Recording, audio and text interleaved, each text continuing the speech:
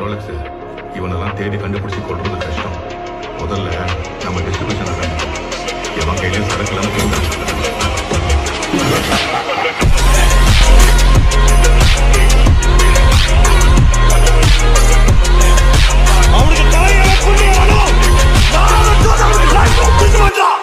தளபதி 69 பற்றி ஒரு முக்கியமான அப்டேட் கிடச்சிருக்கு. அதை பற்றி இந்த வீடியோவில் பார்க்கலாம். கேவிஎன் ப்ரொடக்ஷன் கன்னட படத்தில் முக்கியமான ப்ரொடியூஸ் அண்ட் டிஸ்ட்ரிபியூட் கம்பெனி. இப்போ லேட்டஸ்ட்டாக என்ன படத்துக்கு ப்ரொடியூஸ் பண்ணியிருக்காங்கன்னா வந்து கேஜிஎஃப் யாசரை டாக்ஸிக் மூவிக்கு வந்து ப்ரொடியூஸ் பண்ணியிருக்காங்க. இது அஃபிஷியல் நியூஸ் கிடையாது, அன்அஃபிஷியல் நியூஸ் தான்.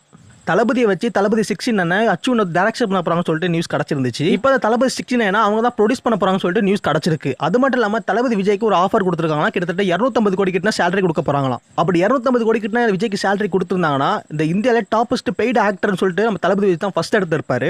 அச்சுவினோத் வந்து என்னென்ன படத்தினா இயக்கியிருக்காருன்னா வந்து சதுரங்க வேட்டை, திறன், துணிவு, வலிமைன்னு சொல்லிட்டு படங்களை இயக்கியிருக்காரு. அது மட்டும் இல்லாமல் கமல்ஹாசன் ஒரு படத்தை கூட இயக்க போறாரு. இப்போ தளபதி 69 இயக்க போறான்னு சொல்லிட்டு நியூஸ் கிடச்சிருக்கு. அச்சுவினோத் இயக்கத்தே வந்து சூப்பரான கதைன்னு சொல்ல போனா வந்து சதுரங்க வேட்டை, திறன், அடுத்து துணிவு.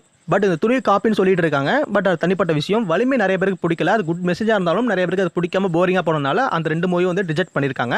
பட் அச்சுனத் எடுத்ததுலேயே வந்து கார்த்தி வச்சு எடுத்த அந்த திறன் ஒன்று சதுரங்க வேட்டை, இந்த 2 படமே நல்லா இருக்கும். தளபதி 69 டேரக்டர் வர போகிற எல்லாரும் எக்ஸ்பெக்ட் பண்ணது யாருன்னு கேட்டிங்கன்னா வந்து அட்லி அவர்கள் தான் சொல்லி ஆகணும். ரெண்டாவது வந்து கார்த்திக் சுப்ராஜ்னு சொல்லிட்டு நியூஸ் போயிட்டு இருந்துச்சு. அப்புறமா வந்து இப்போ அச்சுனத்தே வந்து நிற்கிறாரு. பட் இது உண்மையாக போயின்னு சொல்லிட்டு கொடுத்துருந்து தான் பார்த்தாகணும். தளபதி 69 அதிகமாக பேசப்படுற ஒரு முக்கியமான விஷயம் என்னன்னா வந்து கேவிஎன் ப்ரொடக்ஷன் தான் வந்து நிச்சயம் புக் பண்ணியிருக்காங்கன்னு சொல்லப்படுது. இப்போ டேரக்டருக்கு யார் வேணாலும் மாறலாம். ஆனால் வந்து ப்ரொடியூசர் வந்து கேவிஎன் ப்ரொடக்ஷனாக தான் இருக்கும்னு சொல்லிட்டு நியூஸ் வெளி வந்திருக்கு. எனக்கு கிடைச்ச சில இன்ஃபர்மேஷன் உங்களுக்கு கூட ஷேர் பண்ணிக்கிட்டேன். இந்த ஒரு வீடியோ பிடிச்சா லைக் அண்ட் சப்ஸ்கிரைப் பண்ணி வச்சுக்கோங்க. அது மட்டும் இல்லாமல் கீழே ட்விட்டர் லிங்க் கொடுத்துருக்கேன், அதையும் ஃபாலோ பண்ணிக்கங்க. அடுத்தது வாட்ஸ்அப் சேனல் இருக்கும் கொடுத்துருக்கேன், முடிஞ்சால் அதையும் ஜாயின் பண்ணிக்கங்க. தேங்க்ஸ் ஃபார் வாட்சிங்.